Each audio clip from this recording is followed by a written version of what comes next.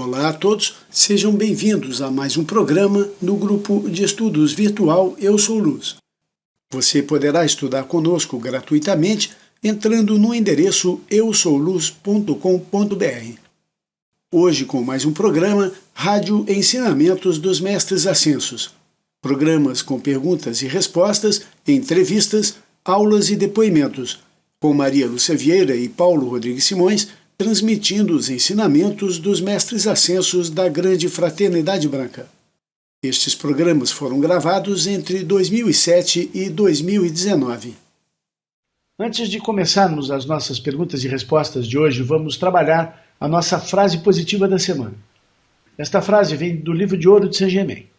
A frase é a seguinte: eu confio plenamente em minha divina presença eu sou. Vamos repetir 27 vezes comigo. Eu confio plenamente em minha divina presença eu sou. Vamos lá. Eu confio plenamente em minha divina presença eu sou. Eu confio plenamente em minha divina presença eu sou. Eu confio plenamente em minha divina presença eu sou. Eu confio plenamente em minha divina presença eu sou.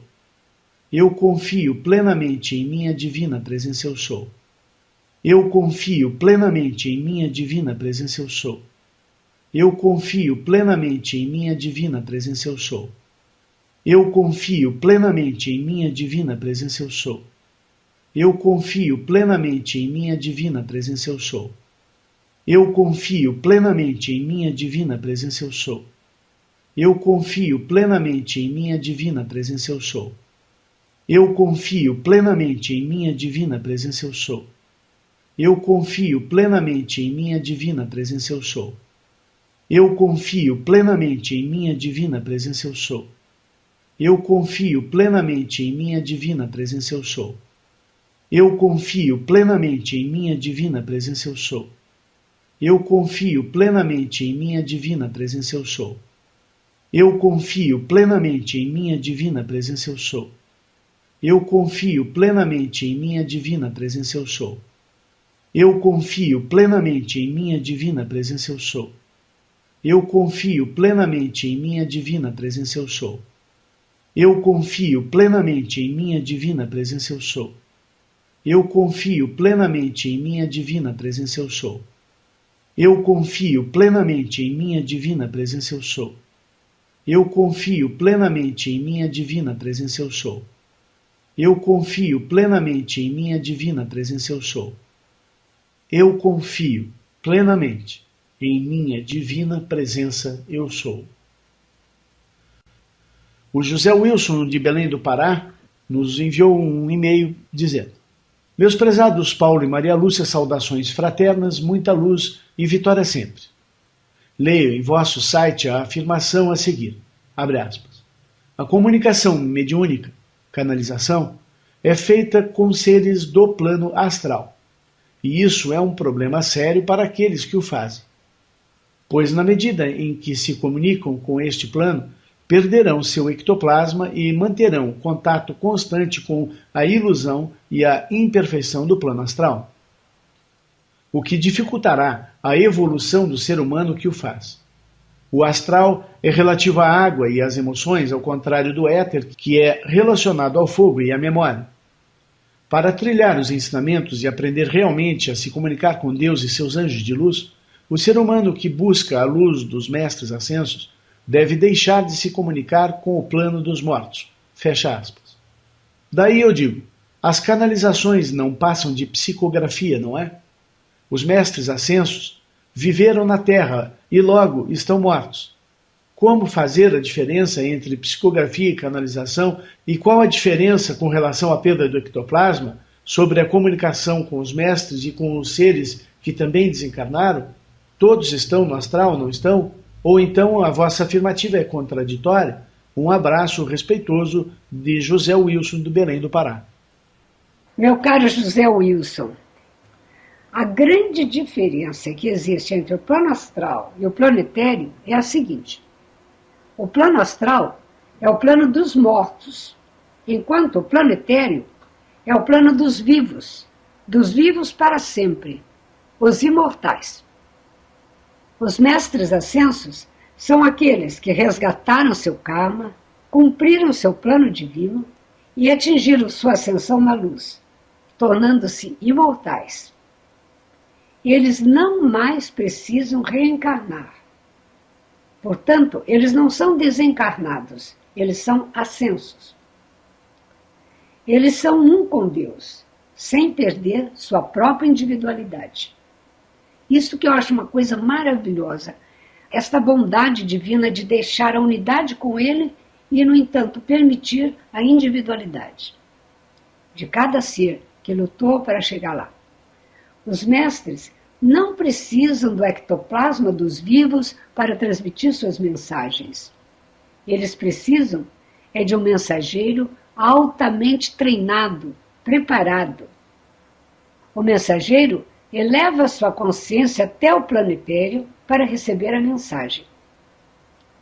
Os mestres ascensos habitam o planetério e, para atuar no plano mental, astral ou físico, eles precisam do nosso chamado, invocação, oração ou comando.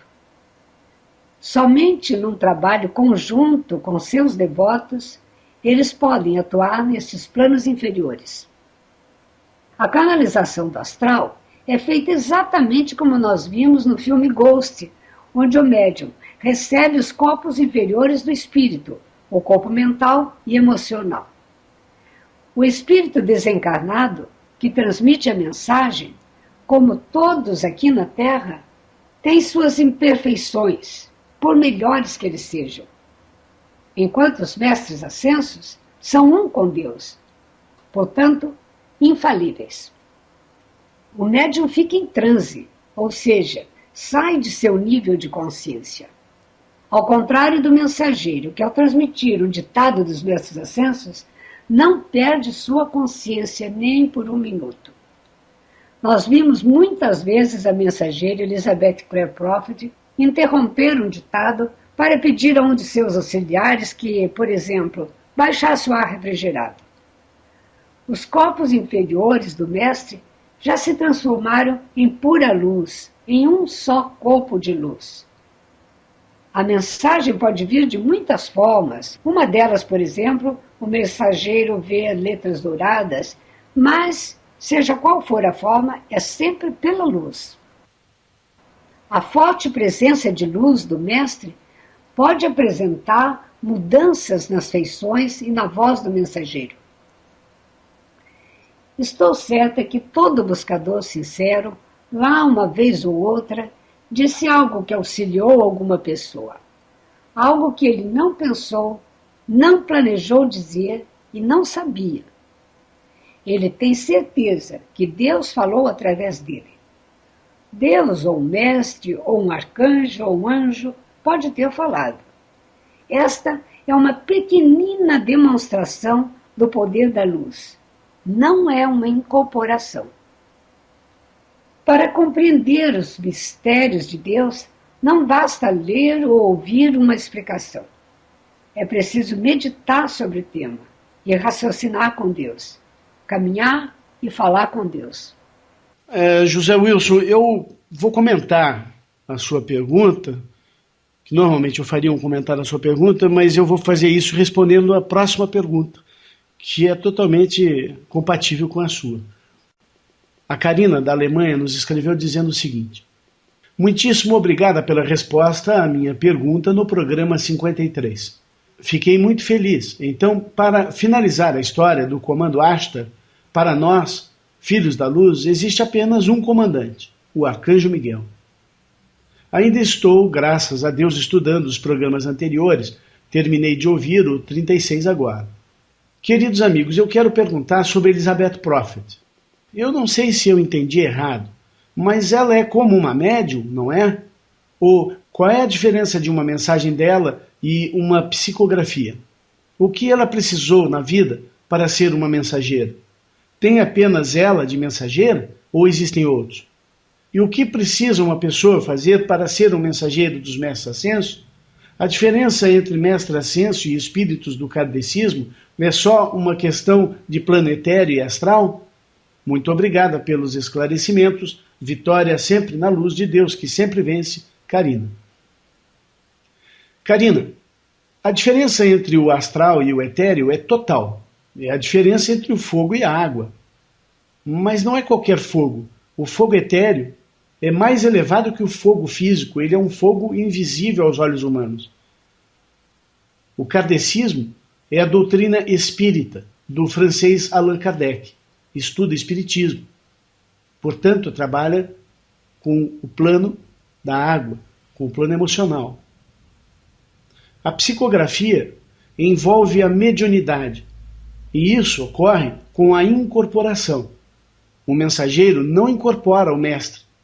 Isso ocorre apenas no espiritismo. Incorporação significa que o ser que penetrou o corpo de outro ser, um corpo que não é dele, e teve total domínio sobre esse corpo. Então ele incorporou, ele vestiu o corpo do outro.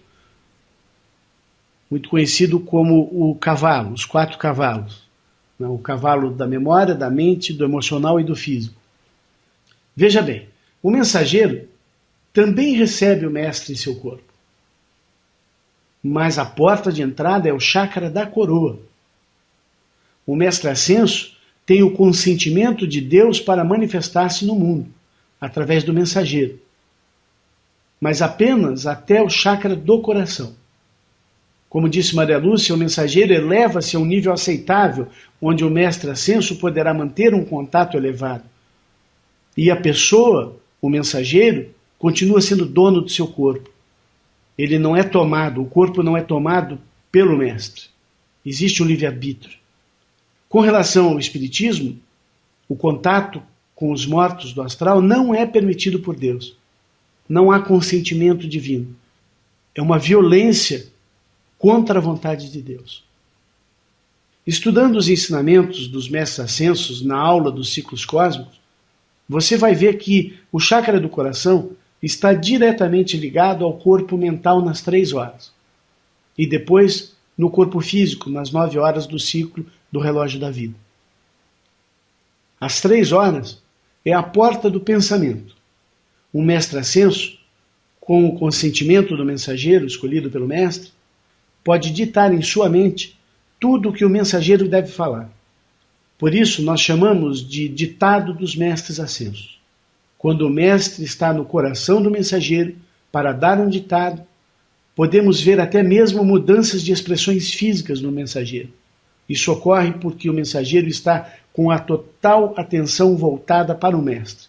E assim, totalmente envolto por sua elevada energia, o mensageiro reflete a presença do mestre ascenso em sua forma física, nas 9 horas. Uma pessoa que não entende o processo de ditado dos mestres pode até confundir a expressão facial do mensageiro como se ele estivesse incorporando um espírito. Mas a incorporação astral não ocorre nas 12 e nas 3 horas, como é o contato com os mestres ascensos, mas sim nas 6 horas, 7 horas e 8 horas do ciclo. A porta de entrada para os mortos do astral é o chakra da base, o chakra da alma e o chakra do plexo solar, que é a porta do corpo emocional, o corpo dos desejos. Os espíritos do astral tomam o corpo da pessoa e atuam dominando o emocional e o físico, mas não chegam, de forma alguma, a atingir a câmara secreta do coração. Talvez por isso eles não tenham completa coordenação na fala do corpo do médium. Geralmente, na maioria das vezes, a comunicação espírita não tem a perfeição das palavras de uma comunicação de um mensageiro trazendo a palavra dos mestres. Eu, pelo menos, nunca vi. Nós temos, como vocês já estudaram, e aqueles que não estudaram, por favor, procurem a nossa aula sobre os 4 corpos inferiores em nossa página, uma explicação completa sobre os 4 corpos. Nós sabemos que os 4 elementos, os 4 corpos, são representados pelo fogo, pelo ar, pela água e pela terra.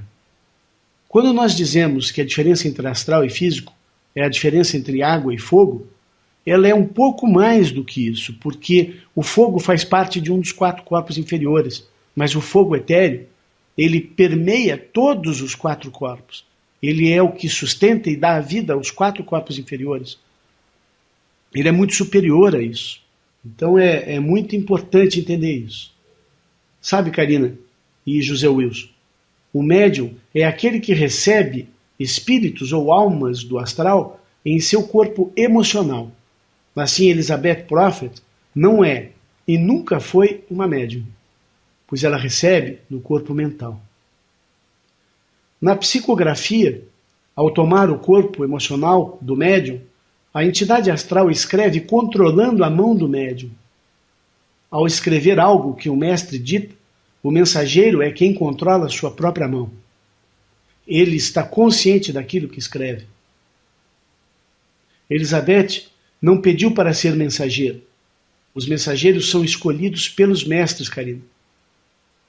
Você pode pedir para ser preparada para ser uma mensageira, mas isso não quer dizer que você será atendida em seu pedido.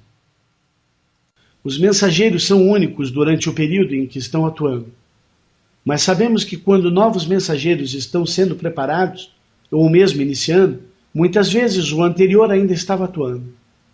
Isso ocorre porque é necessário 12 anos de preparo para que uma pessoa possa atuar como mensageiro, em uma devida encarnação. É claro que eles são preparados por muitas vidas, mas durante a vida em que estão atuando como mensageiros precisam ser preparados para que não errem ao transmitir a palavra dos mestres. Para finalizar essa história sobre como o mensageiro traz a mensagem, nós não sabemos exatamente como isso funciona. Nós sabemos em parte, e é o que a gente pode passar. Nós sabemos, como eu disse, quero voltar a falar, que o mensageiro se eleva a um nível etéreo para que ele consiga ser este cálice. E isso ocorre a nível do chakra do coração, que é o local onde nós recebemos o Cristo. E os mensageiros trabalham no nível crístico. Então, dentro do chakra do coração, da câmara secreta do chakra do coração, a mensagem do mestre chega para o mensageiro.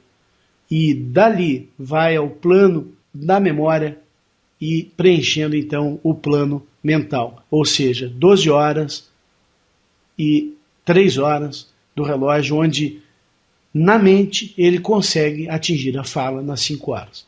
É assim que funciona essa comunicação etérea entre os mestres ascensos e o mensageiro, e então para os nossos ouvidos. Não é, Maria Lúcia?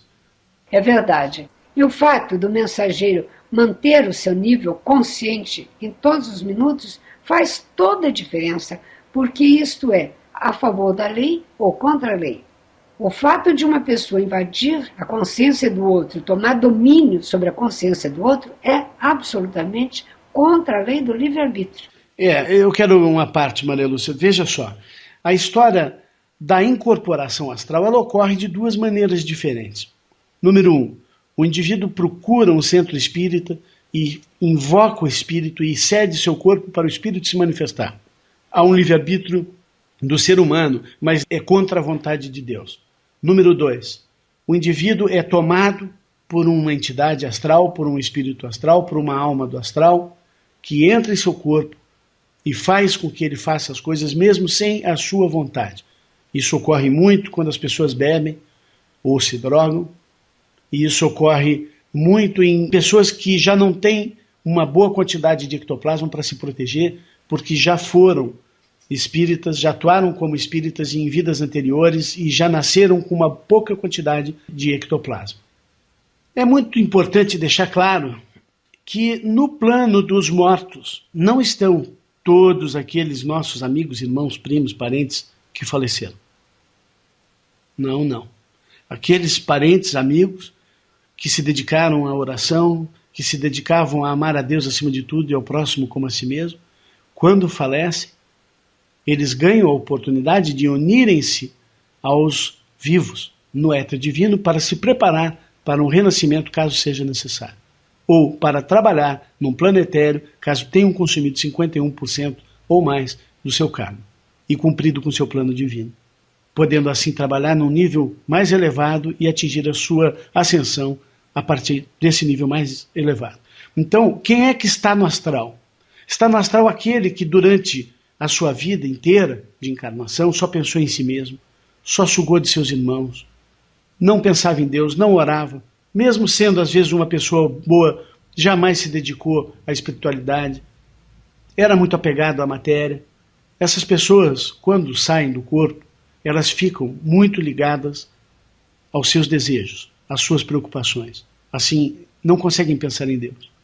A não ser que sua família seja muito espiritualizada, nem muita oração tenha sido feita para que eles pudessem se elevar, e mesmo assim muita gente não consegue, então eles ficam lá por um período bem longo. Isso pode aumentar muito se a pessoa mantém o seu corpo físico em um caixão. Por quê? Porque a alma fica presa aos desejos do corpo astral que ainda está ali, preso ao corpo físico. Enquanto o corpo físico existir, o corpo emocional existe. Enquanto o corpo emocional existe, a alma sofre muito.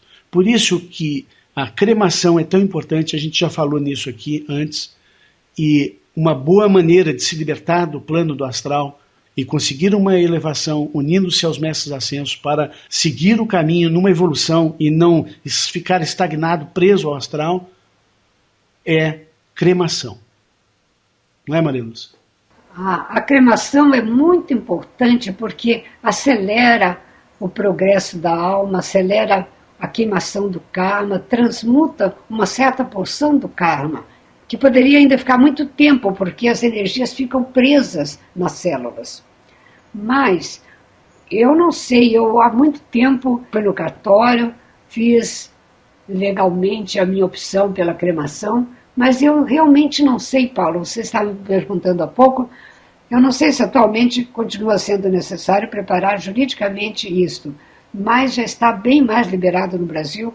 Curitiba não tinha crematório, agora já tem, São Paulo tem. Maria Lúcia, enquanto você falava aí, eu pesquisei aqui. O site da Prefeitura de São Paulo diz o seguinte sobre a cremação. A cremação poderá ocorrer quando? : Em vida, o falecido houver manifestado este desejo a seus familiares mais próximos e, neste caso, o atestado de óbito deve ser firmado por 2 médicos. 2. Ocorrer morte natural e o falecido não houver manifestado em vida discordância quanto à cremação. Em qualquer um dos casos, é obrigatória a assinatura de 2 médicos no atestado de óbito. A autorização para a cremação é concedida pelo parente mais próximo, atuando sempre um na ausência do outro e na ordem sucessória, cônjuge, ascendentes, descendentes e irmãos maiores de idade. Testemunhado por 2 pessoas. Parentes de segundo grau não podem autorizar uma cremação. A cremação de ossos também poderá ocorrer após a exumação, se houver interesse por parte dos familiares e quem possa autorizar. Se a morte for de forma violenta, serão necessários também atestado médico assinado por um médico legista, autorização judicial, laudo do IML, boletim de ocorrência e uma declaração de um delegado não se opondo à cremação. É isso aí. Então vocês vejam que hoje em dia já está liberado, não há mais necessidade de você deixar uma autorização, mas como existe uma ordem sucessória de familiares que poderão interceder a favor ou contra, seria interessante deixar um documento dizendo que você quer ser cremado, porque pode ser que um familiar não entenda que a cremação é importante e queira o seu corpo lá no cemitério do lado dos outros familiares. Não é, Maria Lúcia? Exatamente, isso deve ser bem claro, esclarecer bem a sua vontade. Eu me lembro que quando Maria Lúcia descobriu isso antes de mim e disse para mim e dizia para todo mundo, olha, quando eu morrer eu quero ser cremado. E assim na frente de vários parentes, num almoço, num jantar, deixa aquilo bem claro, na frente de vários, para que vocês tenham isso bem estabelecido. É, porque um parente pode esquecer, aí o outro vai lembrar.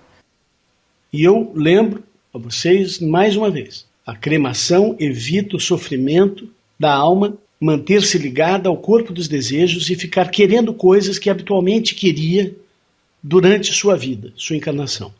Assim, a alma consegue rapidamente olhar para Deus e seguir seu caminho.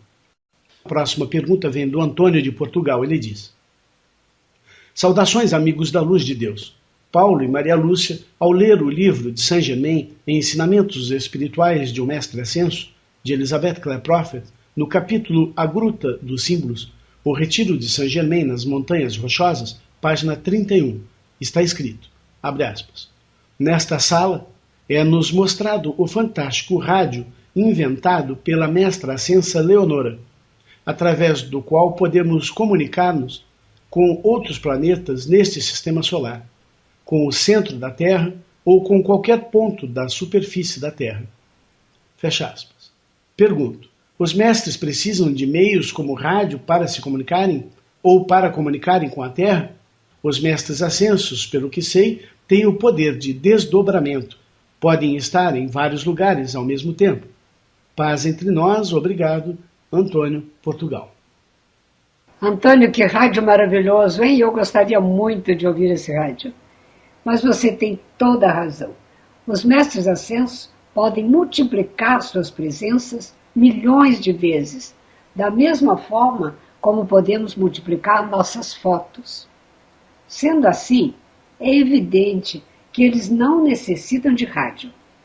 Eles têm absoluto domínio sobre tempo e espaço e podem transportar-se de um planeta para outro, pelo poder da luz. Acontece que existe no planetério cidades que são modelos de perfeição. O rádio a que você se refere, assim como muitíssimos outros inventos, em todas as áreas, estão à espera de seres humanos estudiosos e harmonizados, capazes de captar e trazer para o plano físico, materializando assim estas maravilhosas invenções para o bem da humanidade e o progresso mundial. Seja qual for a sua área, você pode meditar e pedir aos mestres que o ajudem e orientem, iluminem sua consciência para que você possa contribuir, trazendo invenções e inovações, facilitando assim a vida das pessoas. É fantástico, né? E assim é o computador e tudo mais. Né? São ferramentas que facilitam a vida das pessoas. Vocês vejam o quanto o computador e a internet facilita a nossa vida aqui de expansão dos ensinamentos.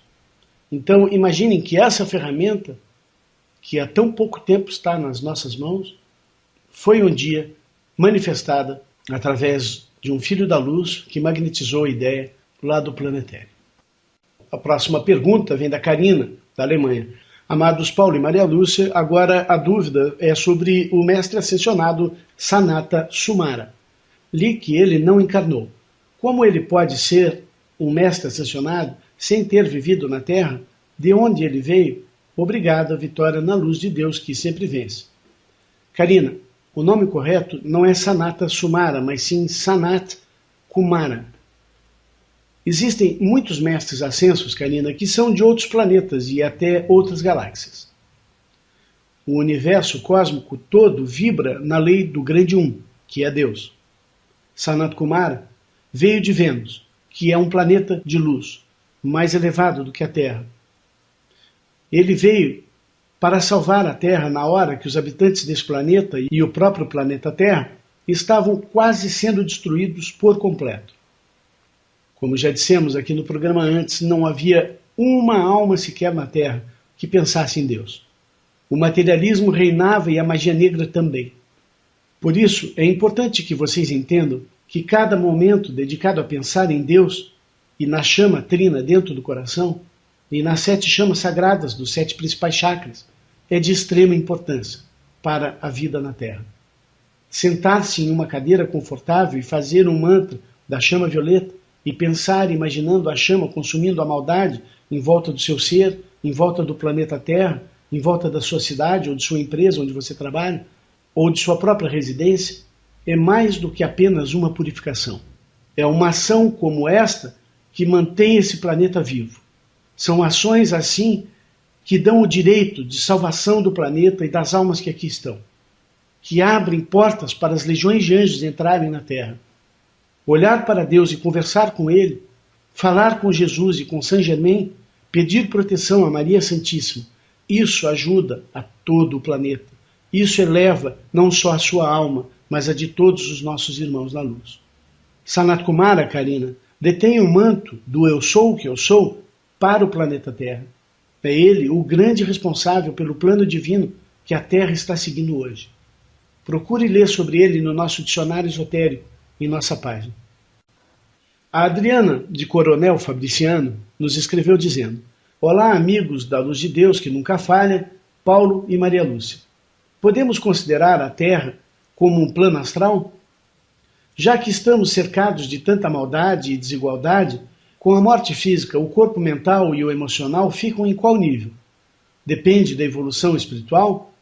Não sei se fui clara, mas penso que essas energias mentais e emocionais formam níveis de consciência que podem ser acessados de acordo com a evolução espiritual ou mesmo quando em contato com o eu inferior, sombra de cada um.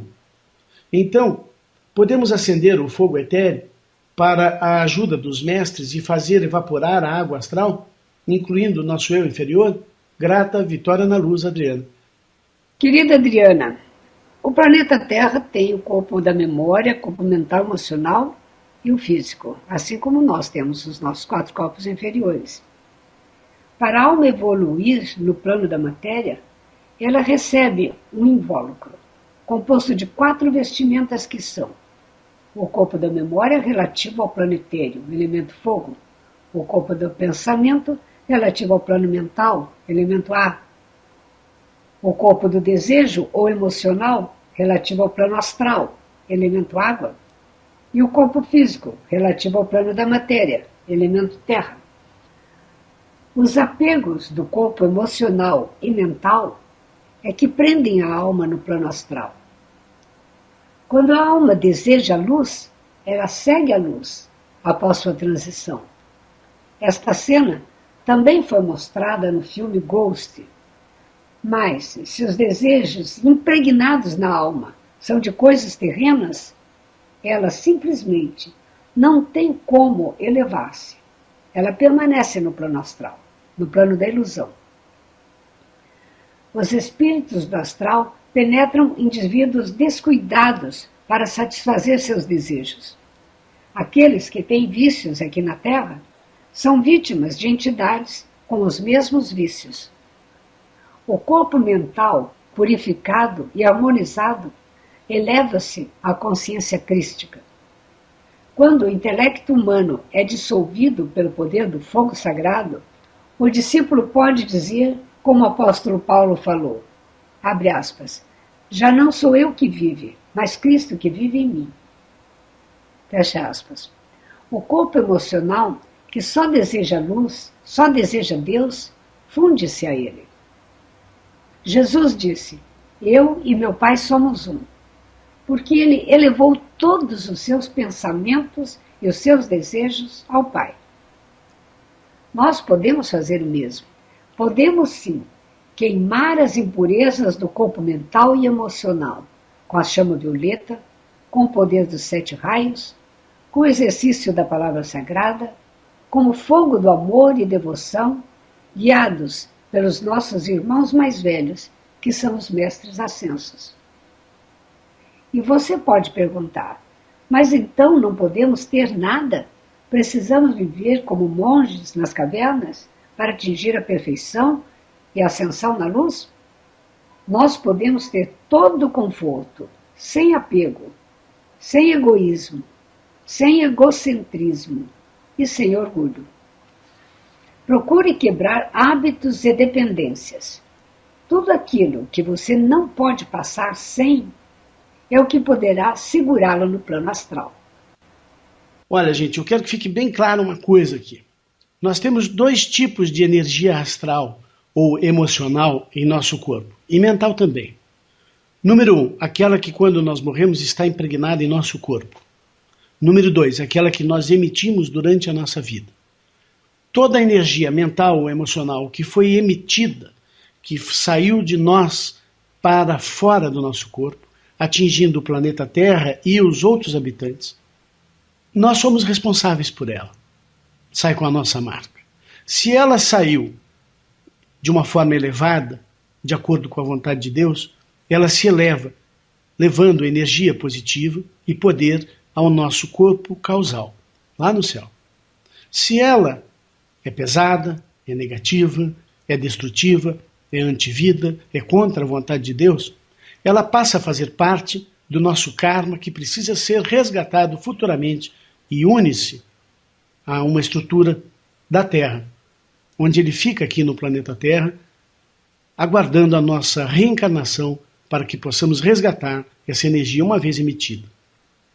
Então, quando eu digo a vocês que é importante ser cremado após uma encarnação, é para que a alma possa mais rapidamente elevar-se e renascer novamente, sem que ela fique aqui perdida, presa a desejos que ela mesma emitiu e o seu próprio corpo emocional que está ligado a esses desejos que ela emitiu.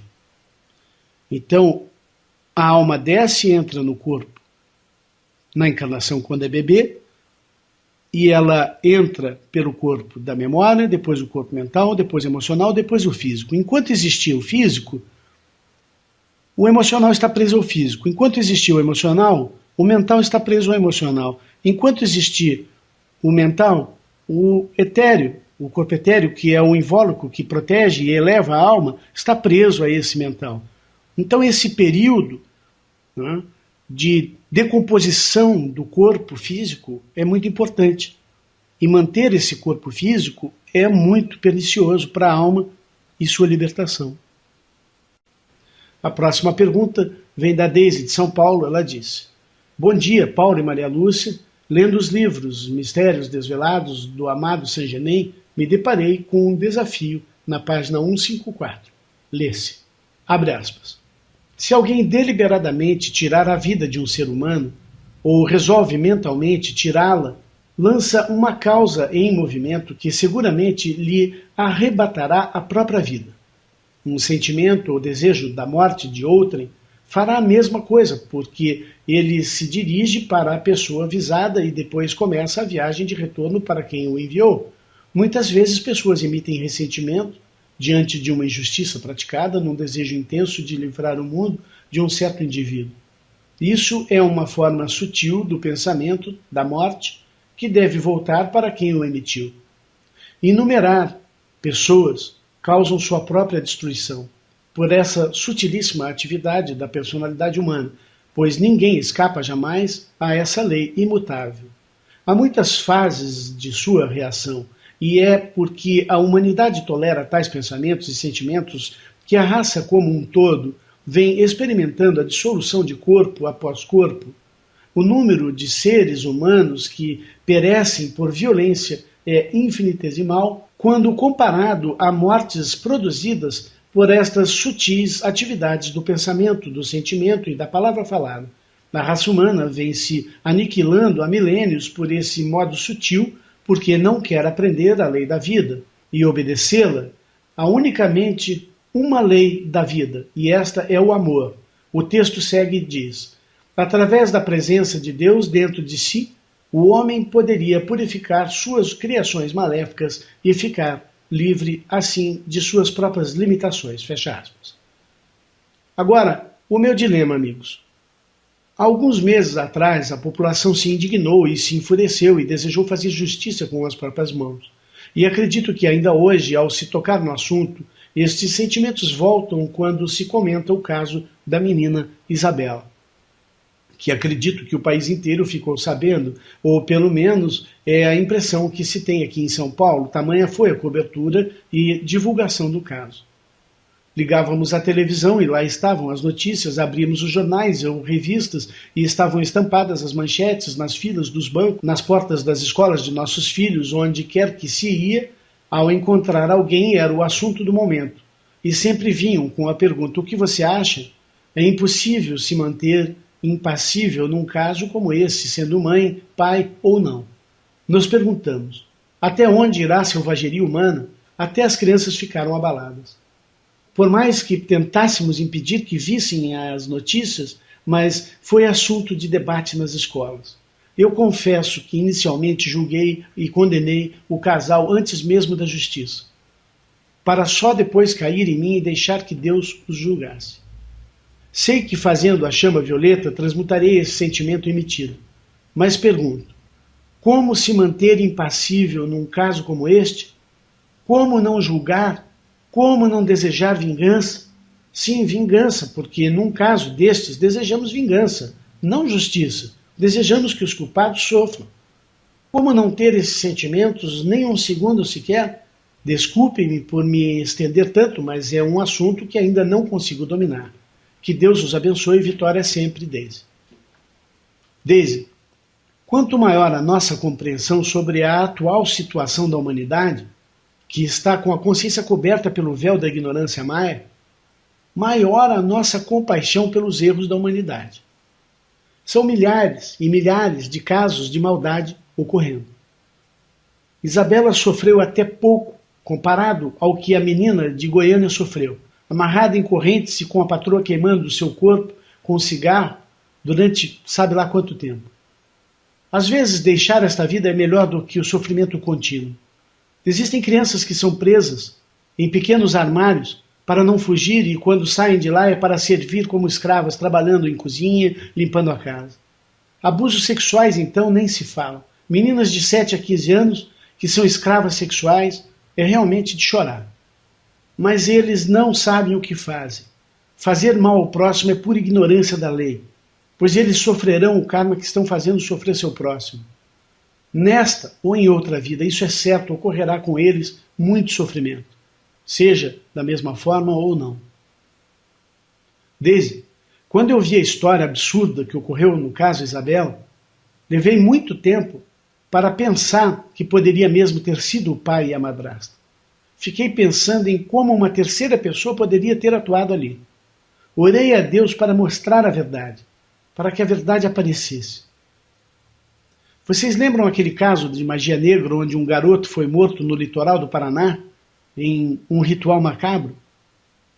Naquele caso, a mulher do prefeito de Guaratuba e sua filha foram condenadas após confessarem o crime.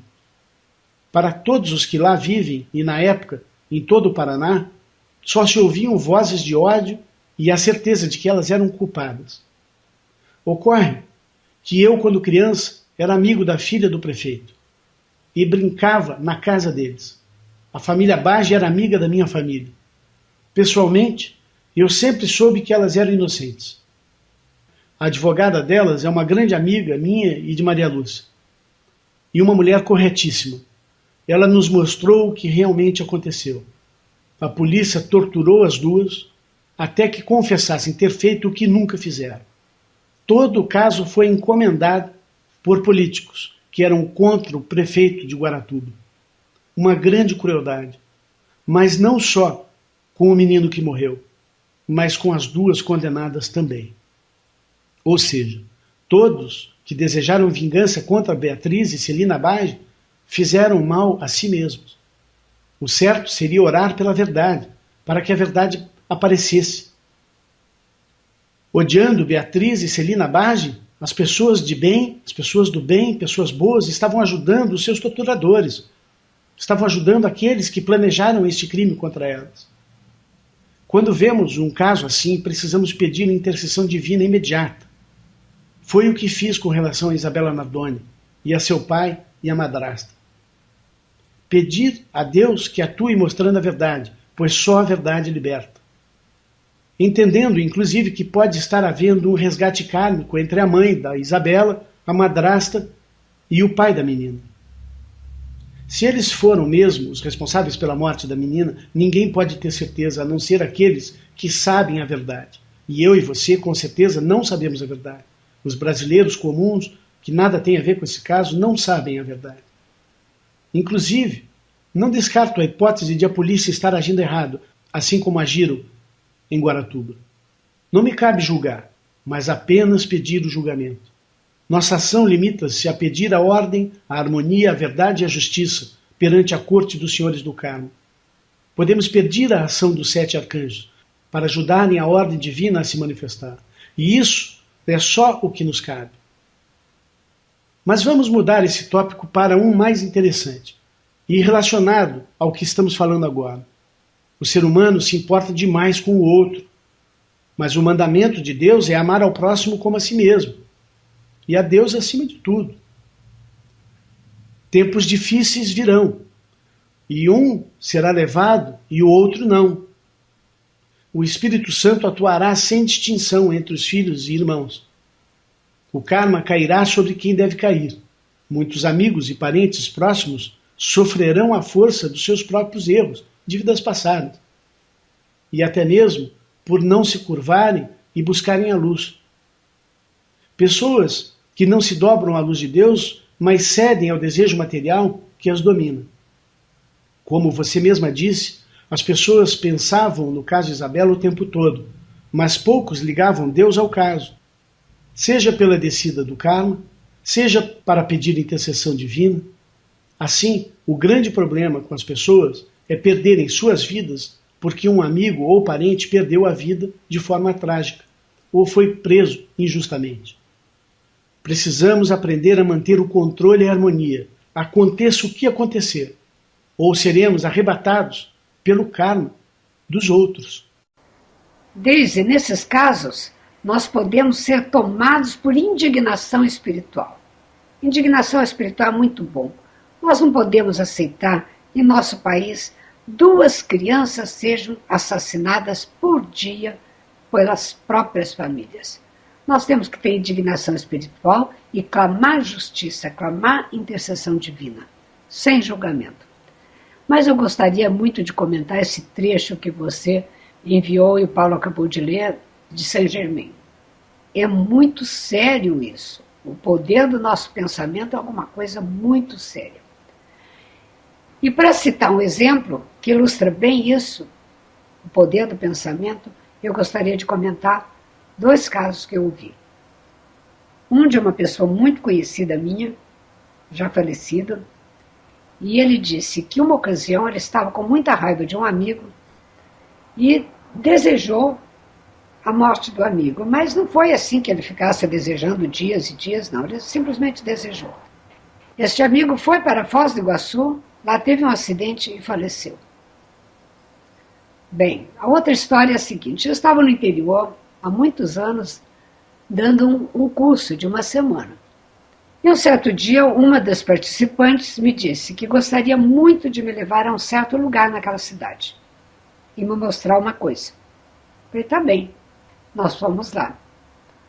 Quando chegamos, ela me mostrou um local totalmente devastado, arrebentado, caído, como se tivesse havido uma guerra ali. Era uma construção que já não existia mais. Era uma demolição, tudo demolido. E ela então me falou que naquele lugar, um amigo dela construiu um clube muito bonito. Um clube enorme, lindo, maravilhoso. E na inauguração desse clube, ele convidou a cidade toda. Todo mundo foi convidado e ela não. E ela me disse, eu fiquei tão indignada de não ser convidada para este evento, quando ele era meu amigo, quando todos iam. Mas eu fiquei com tanta raiva dele, e houve a inauguração, antes que terminasse, caiu uma tempestade tão forte que todo mundo saiu correndo e aquilo foi totalmente destruído e está desse jeito que você está vendo hoje. E ela disse, eu tenho certeza que foi a minha energia que fez isso, que eu causei isso. Então vejam, gente, que é muito sério. E aqueles pensamentos que nós não vemos o resultado, e assim também as nossas preocupações, ao invés de estarmos fazendo para os nossos filhos e amigos e conhecidos, e mesmo para a nossa nação, o conceito imaculado, cada vez que estamos criticando, nós estamos fazendo magia negra. Isto está escrito na linha 12 do relógio cósmico. Crítica, condenação e julgamento é magia negra. Então vocês vejam, isso que Maria Lúcia disse, muitos de vocês podem dizer, não, nossa, Maria Lúcia está exagerando. Lógico que não foi isso que destruiu aquilo, aquele clube imenso lá pelo ódio da mulher, mas acontece que isso não é uma ideia da Maria Lúcia, isso é uma comprovação que Maria Lúcia está tendo de um ensinamento que os mestres dão. Os mestres ascensos ensinam que um pensamento, um ódio pode realmente causar situações terríveis fisicamente. Não é, Maria Lúcia? Isso é apenas uma confirmação para nós. Então, o que eu quero deixar bem claro para vocês, um dos ensinamentos dos mestres, inclusive a gente fala isso na nossa aula sobre como dormir, né, o que devemos fazer antes de dormir, é que não podemos dormir com raiva, com rancor de ninguém. Se a gente está sentindo raiva de alguém, está brigado seriamente com alguém, a gente deve ir rezar muito antes de dormir, porque o nosso eu inferior, quando nós dormimos, vai atacar outra pessoa. E você é responsável por todos os atos que o seu eu inferior fizer enquanto você estiver dormindo. Quando nós meditamos sobre a lei, quando nós estudamos a lei, vocês reparem que isso deve estar ocorrendo com vocês também. Deus ilustra para a gente com exemplos vivos. Quando aquela moça me mostrou aquela devastação, Deus estava ilustrando no plano físico para mim o resultado de um pensamento de ódio, de rancor. Em muitos casos a gente vê o exemplo da lei assim. Deus mostra.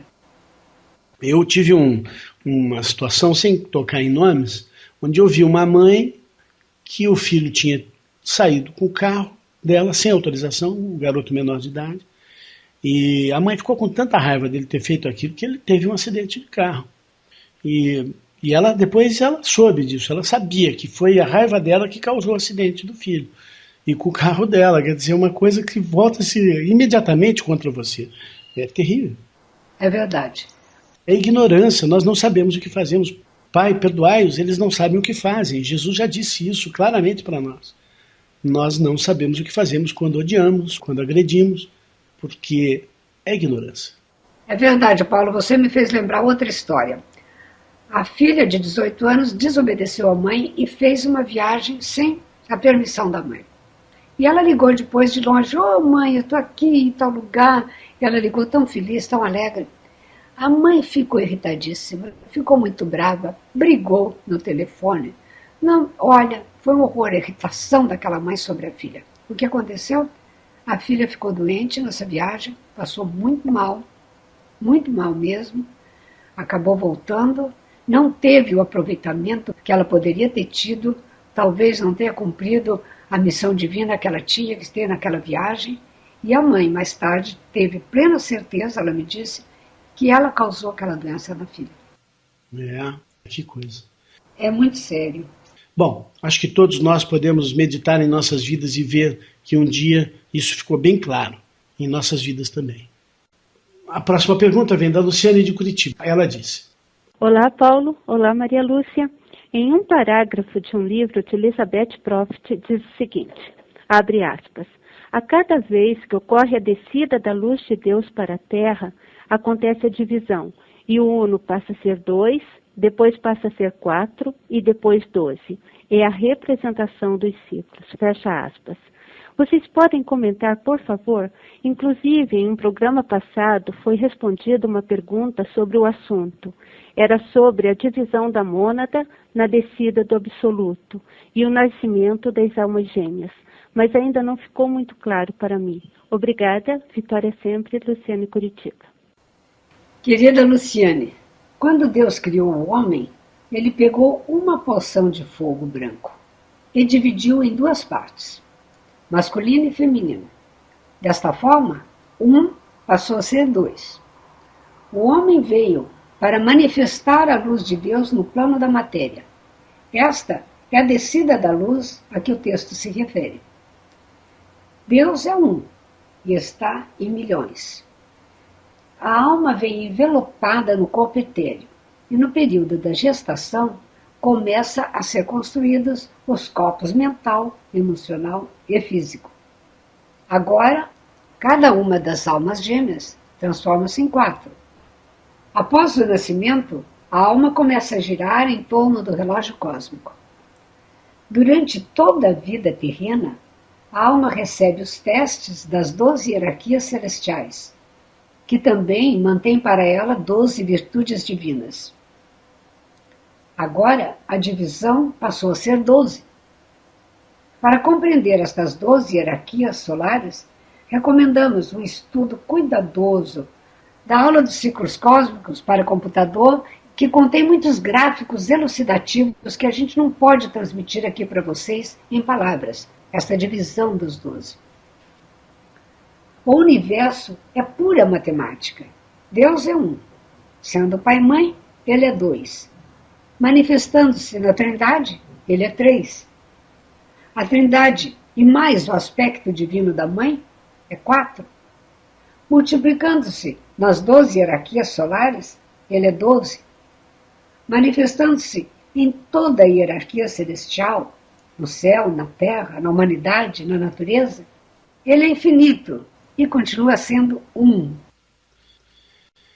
A Karina da Alemanha nos escreveu dizendo: Amados Paulo e Maria Lúcia, ouvi o programa 27 e nesse programa teve uma orientação sobre sexo, porque teve uma pessoa que perguntou sobre a energia sexual. Bem, aí o Paulo disse que quem faz sexo oral não acende. Eu sei, por programas anteriores que estou ouvindo até agora, que vocês só falam no programa aquilo que é dito e comprovado pelos mestres ascensos e nunca a opinião pessoal de vocês. Então eu queria perguntar, o sexo oral é sempre desaprovado? Sabem dizer como foi passada essa informação pelos mestres ascensos? Eu pergunto isso porque eu acho essa forma de sexo uma demonstração de amor muito bonita. Vejo neste ato algo muito belo. Eu sou assim muito romântica. Podem me orientar? E também todos os nossos companheiros na luz, nesse assunto que é um pouco polêmico? Muito obrigado, Vitória na luz de Deus, que sempre vence. Sim, Karina. Quando nós damos a nossa opinião aqui no programa, eu e Maria Lúcia comunicamos isso. A gente dá também a opinião da gente, mas a gente diz, olha, isso é uma opinião minha. No restante, a gente não só traz a palavra do mestre, como a gente ensina a vocês aquilo que a gente aprendeu. Né? Nem sempre tem um texto escrito. Né?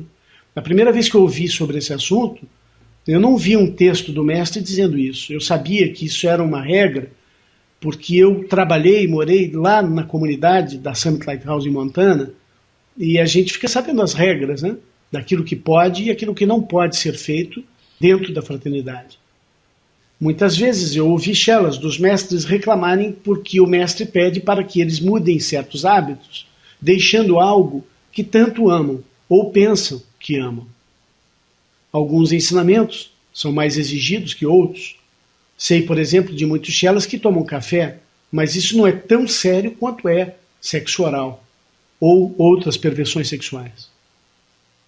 O sexo é realizado com a energia sagrada e pura do chakra da base, o chakra da Mãe Divina, que está localizado na base da espinha.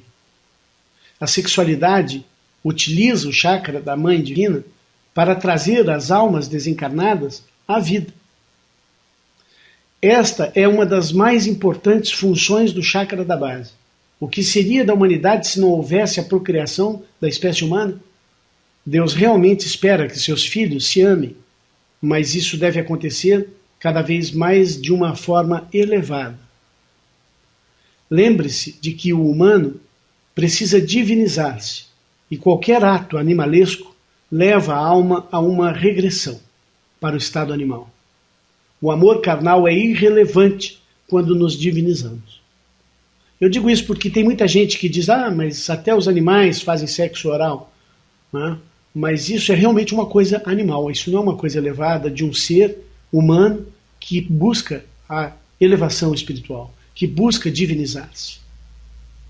O mestre espera que o Shela obedeça primeiro. E isso mesmo sem compreender totalmente. Sabe por quê? Porque muitas vezes estamos tão tomados por nossos maus hábitos que só conseguimos nos libertar se deixarmos o hábito por um certo tempo. Como você, eu também já me perguntei muitas vezes o porquê de o sexo oral ser tão negativo.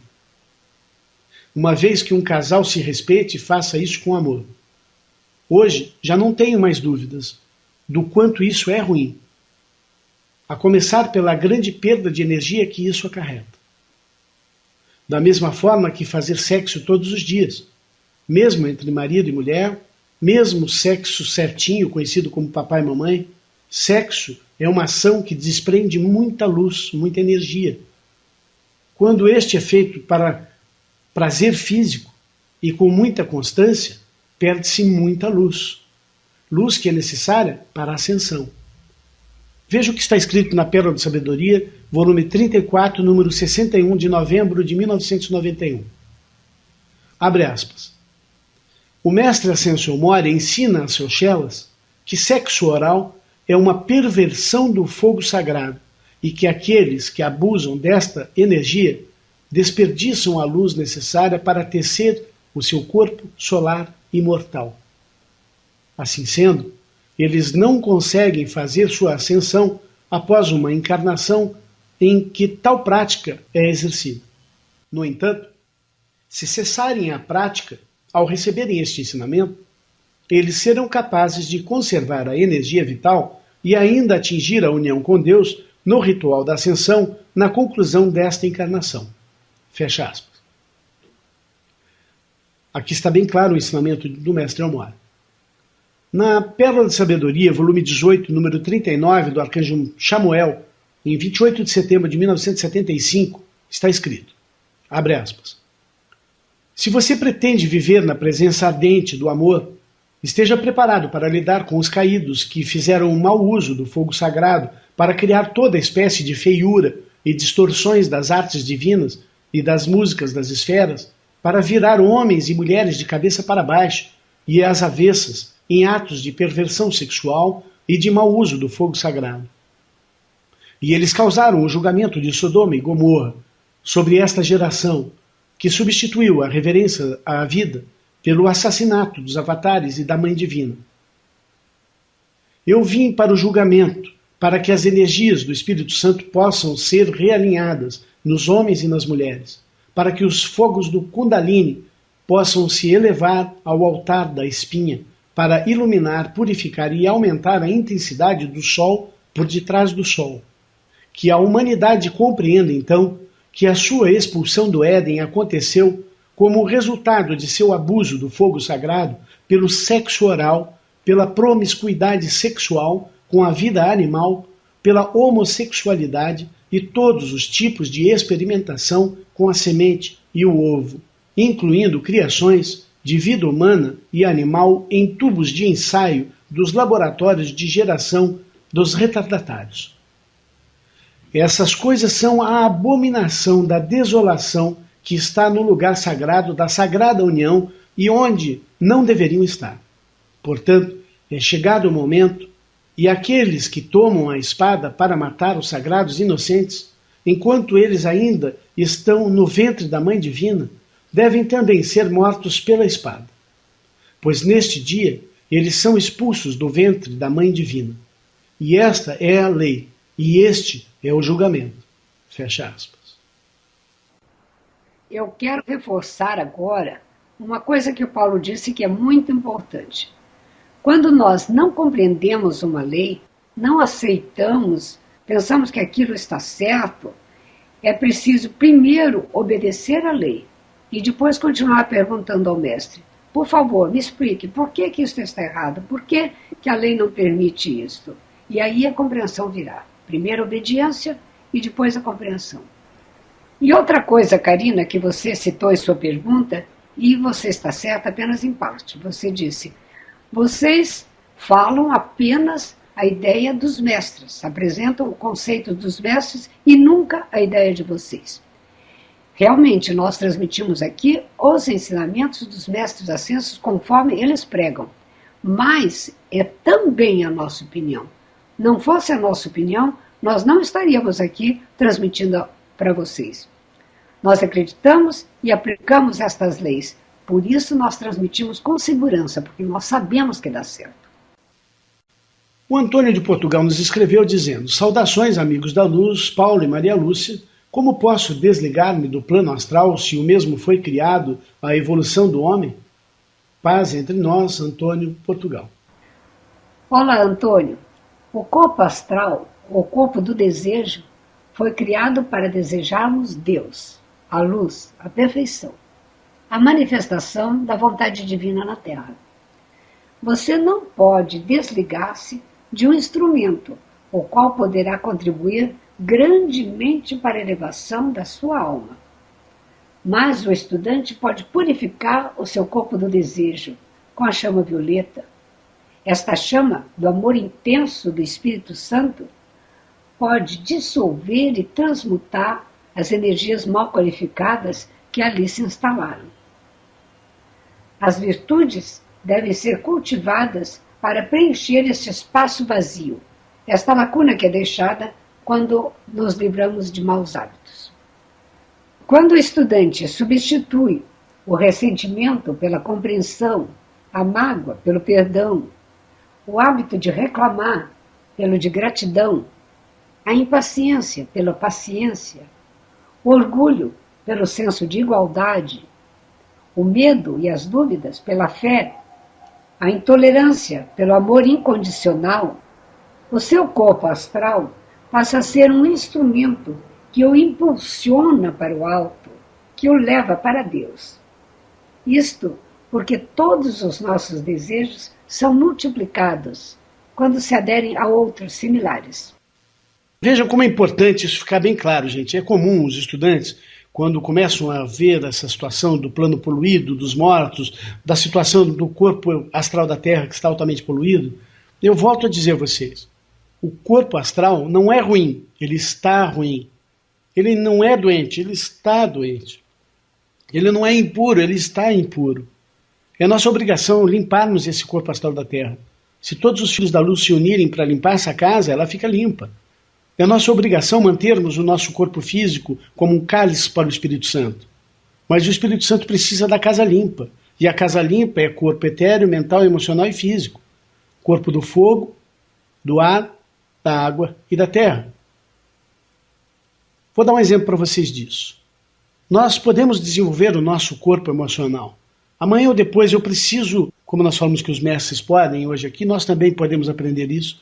Eu preciso aparecer para alguém que está em perigo, seguindo um caminho, e não há como chegar lá nem por internet, nem por telefone, nem por nada. E eu preciso aparecer na frente de alguém. Uma pessoa só consegue isso usando o seu corpo emocional, o seu corpo mental.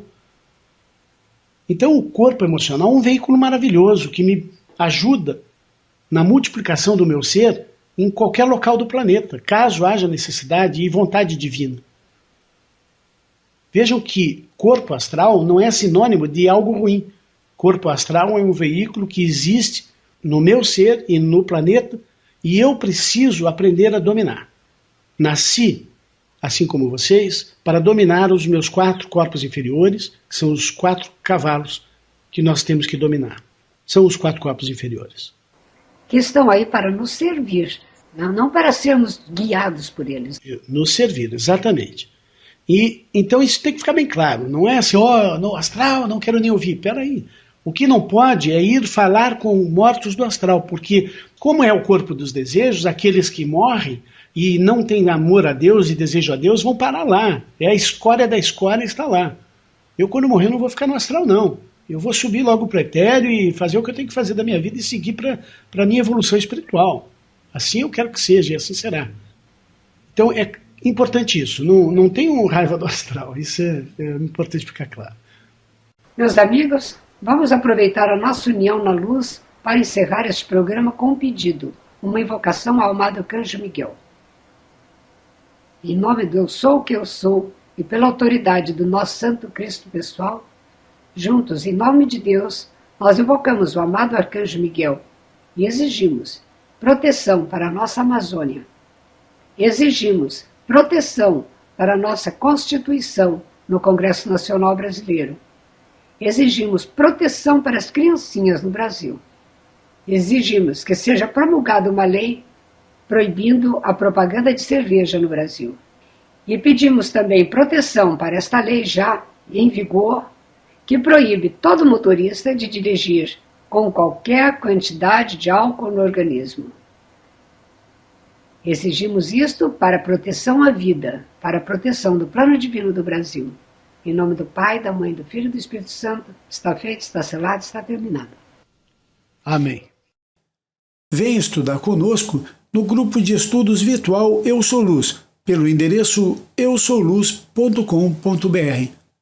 Participe com sua doação para que possamos levar os ensinamentos para mais e mais pessoas, pelo Pix contato@eusouluz.com.br.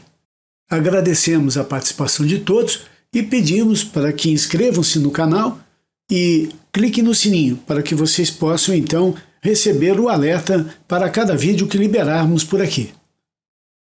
Até um próximo vídeo.